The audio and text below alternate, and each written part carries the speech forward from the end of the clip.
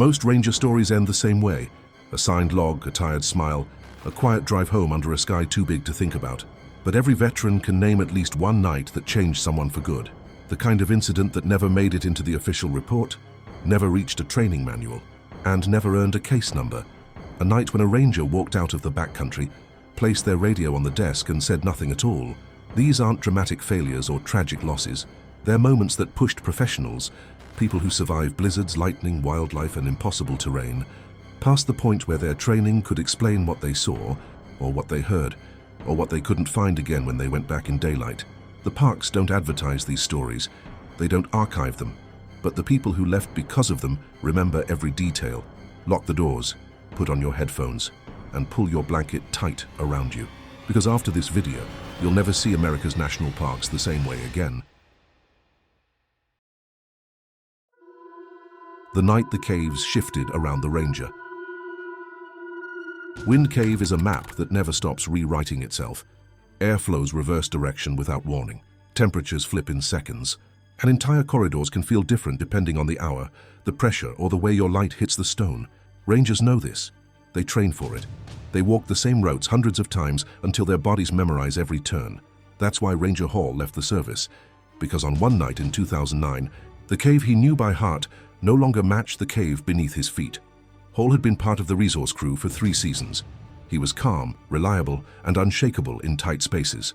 On that evening, he was assigned a simple task: check airflow monitors and sediment markers in Section 34, one of the park's deeper but stable corridors. He entered through the maintenance gate at 7:28 p.m., signed the log, calibrated his headlamp, and descended. Everything was normal at first. The familiar whistle of air through small cracks, the slight pressure shift as he passed constriction points, the way sound dissolved just a few feet away. He reached marker 34B, recorded the airflow, radioed his update, and continued toward the next junction, a narrow dogleg with a distinctive crack in the ceiling that every ranger who worked Wind Cave recognized instantly, a landmark so consistent that even in low visibility you could find it by the way the tunnel curved. Except the crack wasn't there. Hall stopped. He panned his light across the ceiling once, then again. The rock above him was smooth. Wrong. He checked the floor. Wrong texture. He checked the walls. Wrong shape. He turned around, retraced his steps, counted paces the way he always did. 15 steps back. The tunnel behind him didn't match either. He radioed dispatch. "Stand by, I think I misrouted." Dispatch replied immediately, calm and steady. "Copy. Take your time." Hall tried again, moving slowly, sweeping the beam of his lamp across the limestone. The tunnel branched into 2 paths, neither of which should have existed in Section 34. He checked his map with shaking hands. He knew this area. He'd walked it dozens of times. This wasn't it. He marked his location with chalk, backed up 5 steps, and marked the wall again. Then he moved forward. When he reached the same spot, the second mark wasn't there. He felt the floor tilt slightly under his boots. Not a tremor, but an unevenness, like a shallow dip that hadn't been there seconds earlier. He crouched to check the sediment. It was loose, freshly unsettled, but he hadn't stepped there before.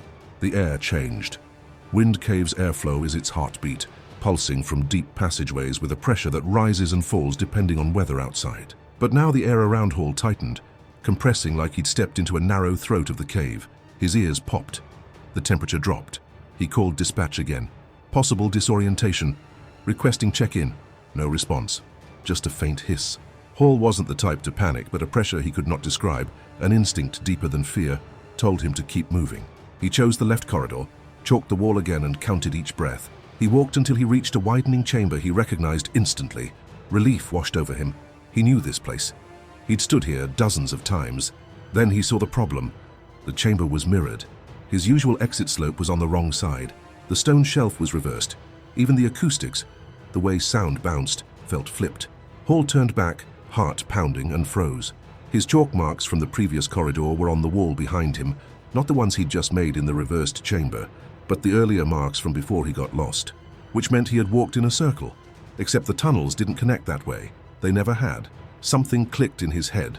Not panic, but clarity. Leave, now. He angled himself toward the one consistent landmark he could rely on: airflow. He turned off his main headlamp to feel the draft. The cave responded instantly. A warm pulse of air brushed his cheek, pointing toward the maintenance route. Airflow doesn't lie. Not in Wind Cave. He followed it. Step by step, the temperature shifted. The walls returned to their familiar texture. The acoustics steadied, the pressure eased, and then, suddenly, he saw the crack in the ceiling he'd looked for an hour earlier. He climbed out of the corridor, shaking. The maintenance gate came into view. He checked the clock. He'd been inside for 26 minutes, not the 90 he'd experienced. The logs showed no radio disruptions. Dispatch claimed they heard nothing strange. His chalk marks were never found. Hall handed in his badge the next morning without explanation. When another ranger asked him why, he answered only once, "The cave changed around me, and I don't go back into places that choose their own shape." And when he reached the exit wasn't there anymore. The screaming line that cut through Channel 2.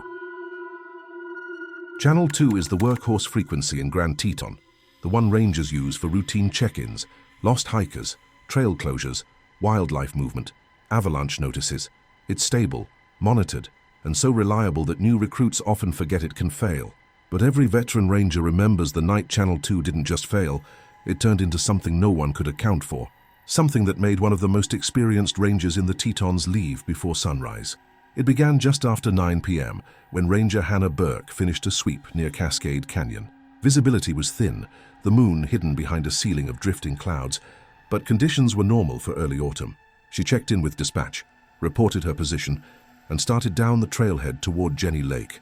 Halfway through the descent, her radio crackled. Not unusual. The canyon walls often bounced signals, but what came through wasn't static. It was a clipped burst of sound sharp enough to make her stop mid-step. A single strained breath, then silence. She waited, listening. The radio stayed dead. She shrugged it off and continued walking. Minutes later, another burst came through, louder, more jagged, followed by what she thought at first was wind hitting the mic. But the rhythm was wrong. Too fast. Too uneven. She pressed her call button. "Dispatch Burke, hearing interference on Channel 2, confirm." No reply. She tried again. Nothing. 5 minutes later, the line came alive with violent static, a rising, tearing sound that climbed higher than any normal RF distortion. Hannah froze, pressing the radio against her shoulder. The sound built until it began to resemble something like breath, rapid, shaking, close to the mic. She reached for her backup radio. Before she could switch channels, the sound cut through the static. Not a word, not a call sign, but a sharp, high-pitched cry like someone gasping mid-scream. Hannah staggered backward. She knew those sounds. She had heard people scream in falls, in lightning strikes, in water rescues, but this one didn't echo in the canyon around her. It echoed inside the speaker.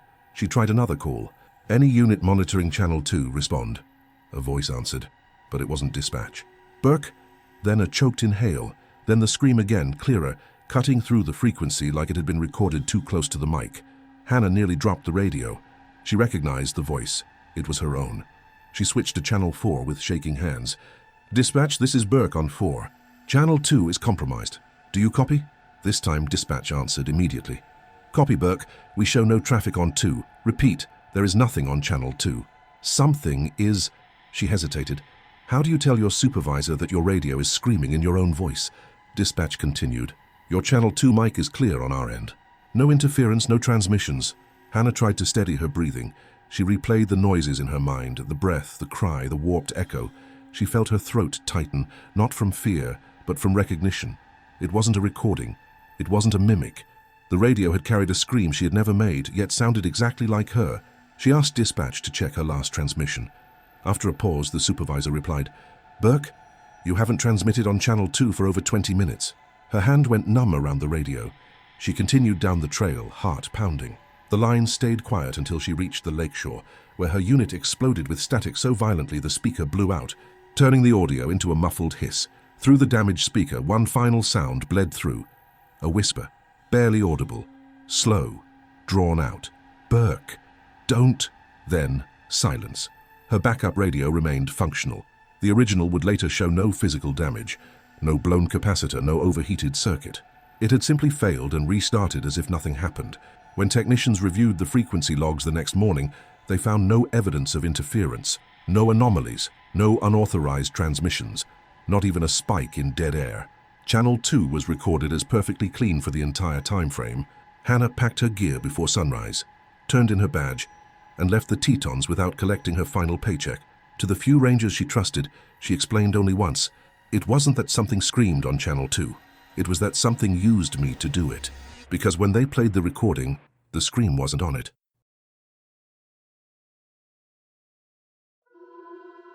The fire watchtower that reported lights no one else saw. Fire lookouts in Shenandoah are trained to trust their eyes above all else. Maps can mislead, radios can lag, weather can break equipment faster than a fall. But the human eye, sharpened by years of scanning ridgelines and tree lines for the faintest glow of flame, is the one tool rangers rely on without question. That's why the incident at Loft Mountain Lookout still circulates quietly among older staff, because the ranger who reported the lights had 23 spotless years of service, and because no one else could see what he saw. It happened late in the season, in early October, when the ridges glow gold and the nights drop colder than visitors expect. Ranger Don Whitaker was working a solo overnight shift at the tower, logging wind speed, humidity, and visibility every hour. Tedious, steady work. He'd brewed coffee, run his checks, and settled into the small swivel chair facing the southwest valley. The night was clear, the sky sharp, no storms. No fog. Perfect watch conditions. At 11:04 p.m., Don logged something unusual. 3 white lights southwest, moving irregularly. The lights were low, far too low for aircraft, and drifting in a strange formation, not in a line or arc, but in a slow, deliberate triangle. He lifted his binoculars. The lights pulsed faintly at first, like lanterns flickering at the edge of a campsite. He radioed the station. Possible campfire flare. Checking coordinates. Dispatch checked the map. There were no legal campsites in that direction. No fire alerts. No recent trail entries. Don watched the lights drift for nearly a full minute. Then a 4th light appeared. Then a 5th. They didn't brighten, they didn't dim, they just existed, hanging above the treetops like quiet stars that refused to blink. He called dispatch again, voice slightly tighter. Confirming. Any reports from southern sector? Seeing multiple lights now. Dispatch patched in another ranger stationed 8 miles away on a separate ridge. Negative, the ranger said. Sky is clear, no ground lights either. Don frowned. He zoomed in further. What he saw next made his pulse spike. The lights weren't hovering. They were ascending the ridge, slowly, methodically, spacing themselves like markers on a trail, but there were no trails on that slope. He leaned out the watchtower window, angling for sound. Anything. A vehicle, a campsite crackle, even voices. But the valley below was silent, heavy, still. Wind didn't even move the leaves. Then the radio crackled. Loft tower, confirm lights elevation. Don checked his altimeter. The numbers flickered, then stabilized, 2,140 feet. But that was impossible. The ridge in front of him topped out at 2,050. He blinked, recalibrated, checked again. 2,040, 2,041, 2,043.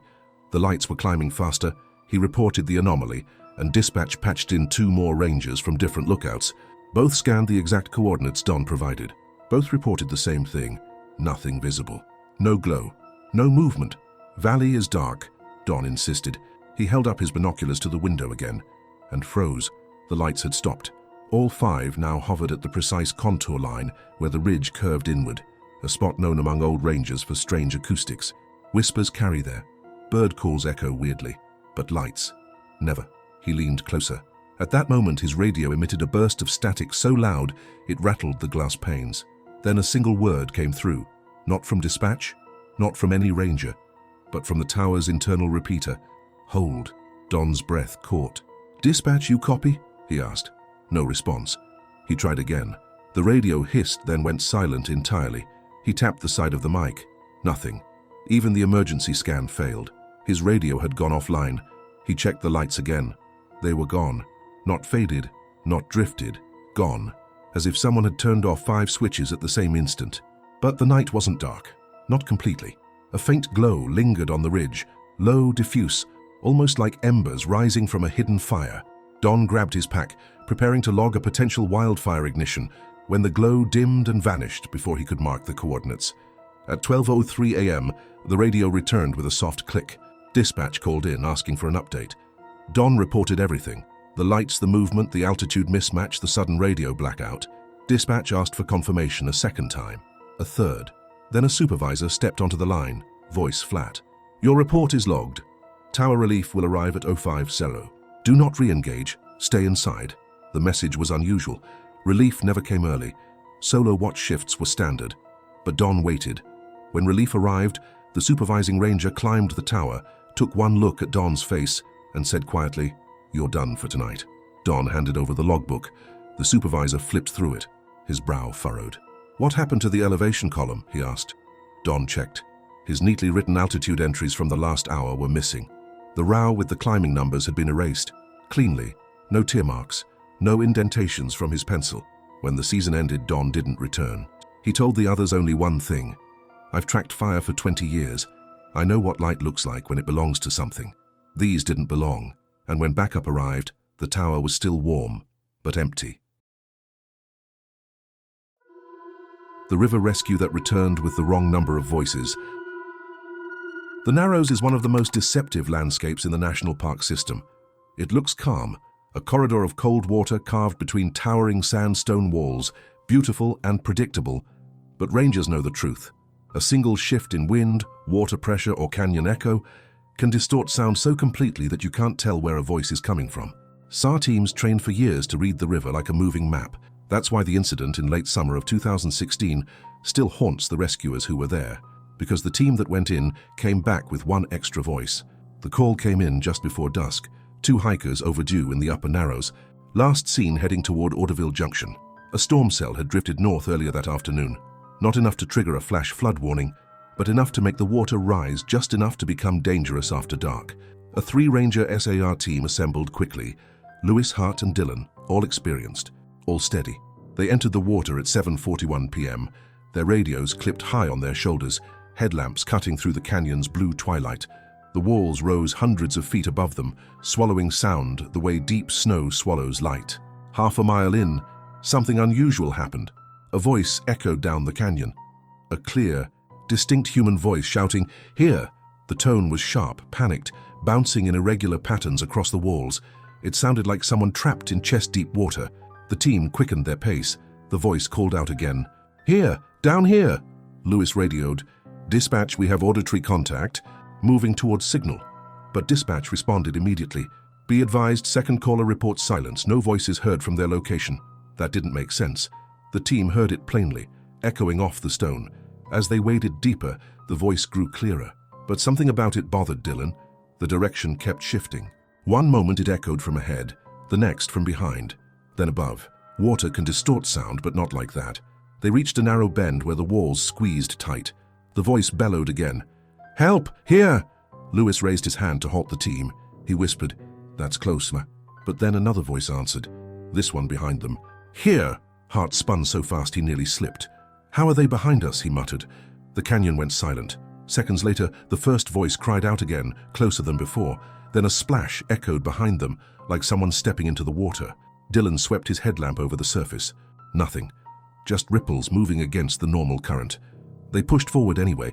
Protocol says ignore echoes and focus on distance, water depth, and direction of drift. At the next bend, their headlamps illuminated the missing hikers clinging to a ledge barely 2 feet above the waterline. Cold, bruised, scared, but alive. Lewis called it in. 2 subjects located and stable, preparing for extraction.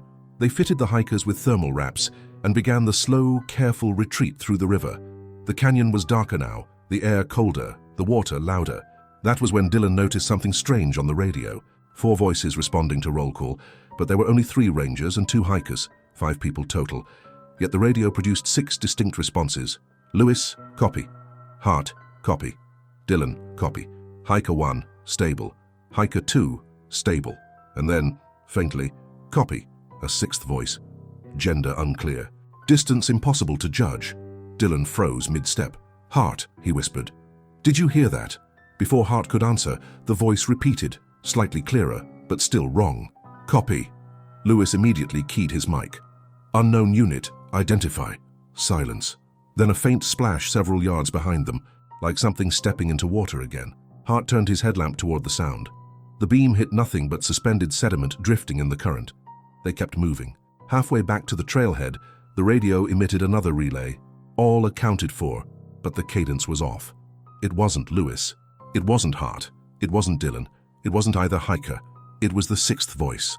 Hart whispered, throat tight, "That's not any of us." When they finally exited the Narrows, dripping and exhausted, the 6th voice spoke one last time, barely audible through static. "Here." Then the radio clicked off. Dio. Back at the station, dispatch reviewed the audio logs. only 5 voices were recorded. The 6th copy, the phantom splash, the final whisper, none of it appeared in the playback, but every member of the SAR team confirmed hearing it live. All 6 responses, all 6 roll calls, all 6 breaths through the mic. The hikers recovered fully. Lewis stayed on the job. Hart requested transfer. Dylan left the park service entirely. When asked why, he answered simply, "We brought 5 people out, but something else followed us to the exit." Because 7 voices answered roll call, but only 6 were alive. 4 stories. 4 nights that pushed trained professionals past the point where procedure could protect them. Rangers know how to handle storms, wildlife, cliffs, floods, radios that fail, trails that disappear. But what breaks them isn't danger. It's the moment something familiar shifts just enough to feel wrong. A cave they've walked 100 times bending into a shape they don't recognize. A voice on the radio that sounds too much like their own. Lights that rise along a ridge no one else can see. Footprints that lead into fog thicker than truth. A rescue that returns with more voices than people. A cabin long abandoned calling for help with a radio that shouldn't exist. These aren't ghost stories. They're fractures. Tiny cracks in the version of the parks we think we understand. And the people who left because of these incidents didn't quit out of fear. They quit because once you witness something that doesn't fit inside the rules never feel solid again. If you reach this point, thank you. Leave a like if one of these stories stayed with you. Tell me in the comments which state, which region, or which Ranger file you want opened next. Your voice genuinely shapes the path of this series. Some incidents end on paper, some vanish in the archives, but some walk with the people who lived them.